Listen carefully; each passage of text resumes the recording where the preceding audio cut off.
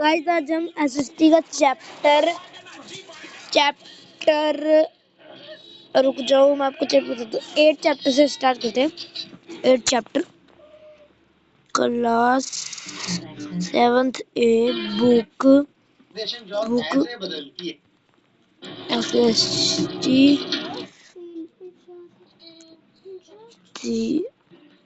Chapter 8। आज हम इसके क्वेश्चन से करते हैं। जो अभी नई को बुक आई है उसकी दिखाएंगे।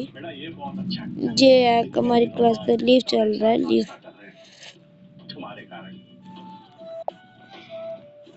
हाँ, 10 लोगों की फैमिली में सिर्फ 2 लोगों का फैमिली बिजनेस है। अरे मेरा मतलब है पति पत्नी में तो लीव देखेंगे। आज लीव देख लेते हैं। लीव तब अच्छा चलता है जब ऑर्डर्स आते हैं। और पहला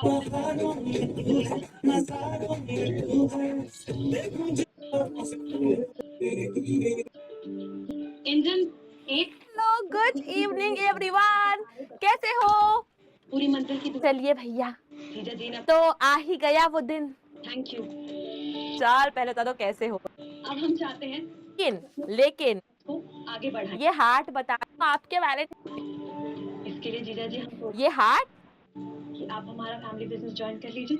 सर में आपको इतना तगड़ा age of reorganisation, Gupta empire, how land became sacred, understanding market and climates of India, in 6 chapter में आपको इतना तगड़ा बना दूंगी, मैं इतना बढ़िया करवा दूंगी कि भैया इस मैराथन के बाहर तो एक सवाल भी नहीं आएगा। इस मैराथन के बाहर तो भाई एक सवाल भी नहीं आएगा। ठीक है, ठीक है।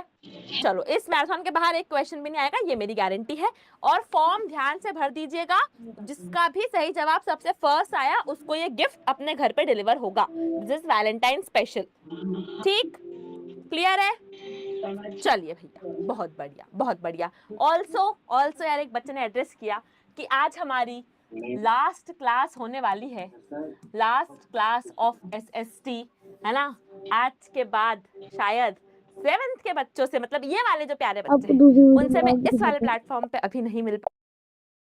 मैडम ये दिन भर बस फोन में घुसे रहता है और स्कूल और ट्यूशन के अलावा 1 सेकंड भी नहीं पढ़ता। आप हेलो एवरीवन, क्या हाल आ गया है?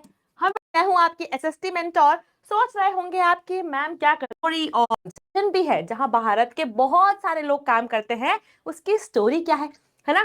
कैसे भारत में एग्रीकल्चर होता है यार, ऐसा ही क्यों होता है कि महाराष्ट्र में कॉटन बहुत उगता है यार, ऐसा ही क्यों होता है कि पंजाब में बहुत बढ़िया गेहूं उगते हैं, ये क्यों होता है, कैसे होता है, और इस इंडिया की स्टोरी ऑफ इंडियन फार्मिंग क्या है, ये हमें आज चमकाना है।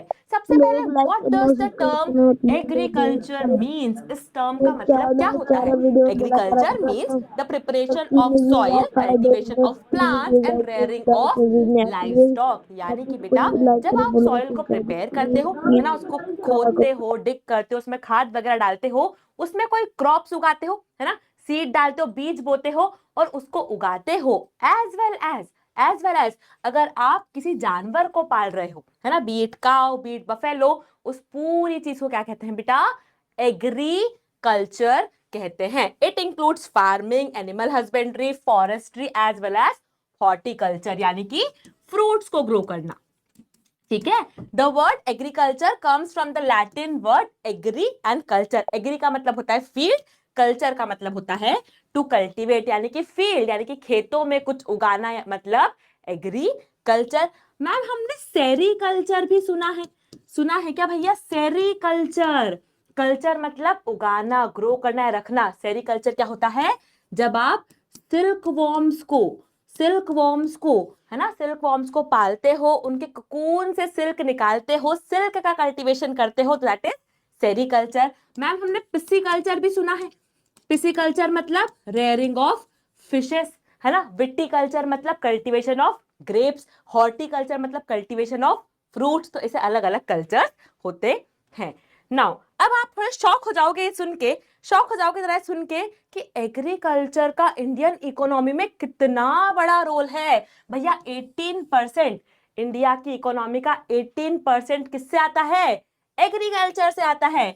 46% लोग जो है ना, 46% लोग क्या करते हैं, खेती करते हैं। सोचो इतने सारे लोग हैं इंडिया में, उसमें 46% लोग क्या कर रहे हैं, खेती कर रहे हैं। एंड सबसे शॉकिंग, अगर मैंने तुम्हें बोला किसान, तुम सोचोगे भैया एक आदमी है ना, थोड़ा सा बूढ़ा सा आदमी है, सिर पे पगड़ी वगड़ी बंदी है और खेती कर रहा है। क्या तुम कभी सोचोगे कोई औरत हो सकती है किसान?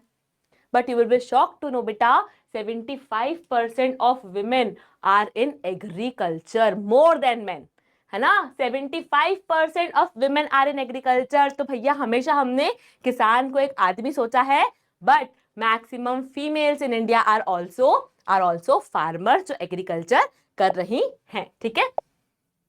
नाउ अगर इंडिया की बात करें तो इंडिया में भैया पंजाब में बहुत बेहतरीन सरसों दा साग और मक्के दी रोटी मिलती है ना, बहुत बेहतरीन गोल्डन व्हीट फील्ड्स है।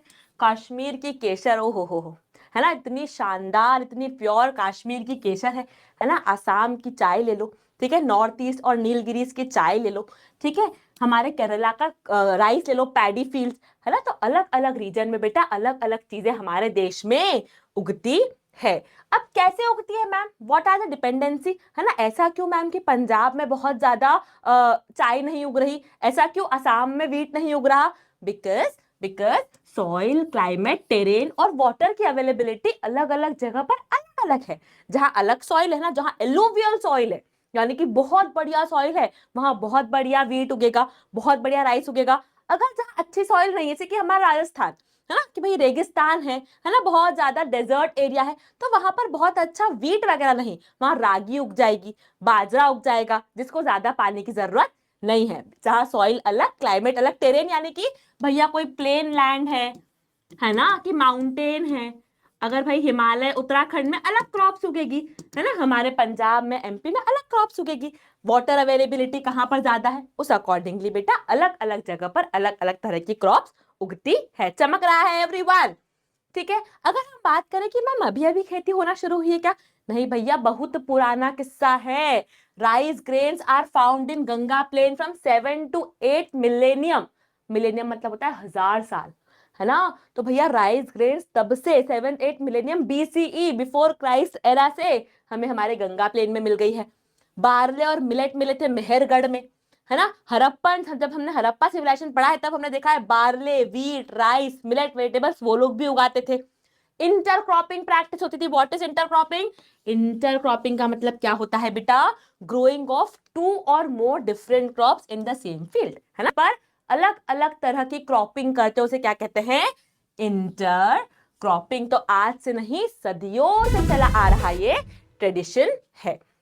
और क्या मैम आज से हम जानवर पाल रहे हैं? नहीं भैया, आपके कैटल, शीप, है ना, गोट, ये सब भी बहुत बहुत बहुत पुराना हिस्टोरिकल ट्रेडिशन है। अगर आप देखोगे 3500 बीसी जब इंडस वैली सिविलाइजेशन था, है ना, हमने पढ़ा है क्लास 6 में कि इंडस वैली सिविलाइजेशन में हमने देखा है लोगों ने शीप, गोट, बफेलो, हॉर्सेस ये सब डोमेस्टिकेट कर रखे हैं। मतलब इंडियन हिस्ट्री में, नियर बाय हिस्ट्री में farming, agriculture, domestication of animals कुछ नए कॉन्सेप्ट्स नहीं है बच्चा मेरे, बहुत पुराने समय से ये सब चले आ रहे हैं। बात चमक रही है ना? चमक रही है तो कमेंट सेक्शन में लिखना है क्या? चमका मैम, चमक रहा है, बहुत बढ़िया। भाई एंशिएंट जो टेक्स्ट है हमारे वेद हैं, उसमें भी हमें अलग अलग क्रॉप्स के नाम मेंशन्ड हैं। जैसे कि वेदों में बार्ले, है ना, तब उसको यावा बोलते थे ना, यावा लिखा है मतलब बार्ले। गोधुमा, गोधुमा मतलब व्हीट। विरही मतलब राइस। अर्थशास्त्र में कौटिल्य ने लिखा है sections on land, preparation of seeds and payment to farmer. मतलब ये सब बहुत नया नहीं है बेटा, ये समझने की जरूरत है कि दिस इज नॉट न्यू। हमने खेती में बहुत एडवांसमेंट कर लिया है ना। आजकल पॉली हाउस लगा देते हैं, आर्टिफिशियल रेन हो जाती है, हाइब्रिड सीड, ऑर्गेनिक फार्मिंग, ये सब अभी अभी के नए नए मॉडर्न फार्मिंग है। लेकिन ये कब से चला आ रहा है? जब से कौटिल्य थे, जब से इंडस वैली सिविलाइजेशन थी, उसके भी पहले से एग्रीकल्चर हमारे देश में चला आ रहा है। Vriksha Ayurveda by Surapala, recommendation on seed preparation, soil cultivation and watering. Brihatsamhita by Varahamihira describe grafting method. तो भैया अलग अलग लोगों ने अलग अलग वेदों में, अलग अलग शास्त्रों में खेती के बारे में काफी चीजें लिखी है। यहाँ एक पॉइंट नोट करना है बेटा, बृहद संहिता में ग्राफ्टिंग मेथड लिखी गई है जो आज तक भी यूज होती है। व्हाट इज ग्राफ्टिंग मेथड बेटा? ग्राफ्टिंग मेथड में क्या होता है, आप दो तरह के प्लांट लेते हो, है ना, दोनों प्लांट को जोड़ देते हो, है ना, ये एक प्लांट ए लिया, प्लांट बी लिया, आपने किसी भी तरीके से दोनों प्लांट को आपस में जोड़ दिया। अब ये दोनों प्लांट का एक नया हाइब्रिड थर्ड प्लांट उगेगा, इसमें इसकी भी क्वालिटीज होगी, इसकी भी क्वालिटीज होगी, तो एक हाइब्रिड नया प्लांट उगेगा, इसे क्या कहते हैं?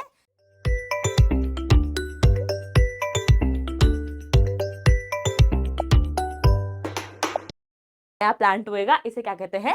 ग्राफ्टिंग। जब आप बेटा join one plant with another to combine desirable trait like residence to pair sweetness of the fruit। जब आप दो चीजों को, दो पेड़ों को, दो फ्रूट्स के पेड़ों को, किसी को भी मिला के एक तीसरा हाइब्रिड पेड़ बनाते हो, उसे हम क्या कहते हैं? ग्राफ्टिंग। कहाँ लिखी है?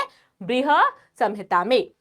ठीक जी। नाउ इंडिया में मैम अलग अलग तरह का क्लाइमेट है, हमें पता है। क्या हमने क्लाइमेट्स ऑफ इंडिया चैप्टर में पढ़ा है? हिमालय का क्लाइमेट एल्पाइन है भैया, याद है ना, है ना। पार्ट 2 आ गया है, लेकिन याद रखना पूरी पार्ट 2 में पार्ट 1 के लिंक्स हैं। क्लाइमेट्स ऑफ इंडिया वाला चैप्टर रिवाइज कर लेना अगर भूल गए हो कि हिमालय में एल्पाइन क्लाइमेट है ना, बिल्कुल बर्फ रखी है, बहुत तेज बर्फ पड़ती है। उसके नीचे थोड़ा लोअर हिमालय में टेम्परेट है, टेम्परेट यानी कि बहुत बर्फ नहीं है बट ठंडा ये भी है, उत्तराखंड वगैरह वाला एरिया। सब ट्रॉपिकल है ना, हमारा कौन सा रीजन? नॉर्दर्न प्लेन वाला, है ना। आप यूपी वाला रीजन लो, दिल्ली वाला रीजन लो, that is subtropical. Arid यानी कि बिल्कुल सूखा पड़ा हुआ, राजस्थान का Thar desert. Tropical wet, Western Ghat, याद करो ये वेस्टर्न कोस्टल स्ट्रिप पे जमा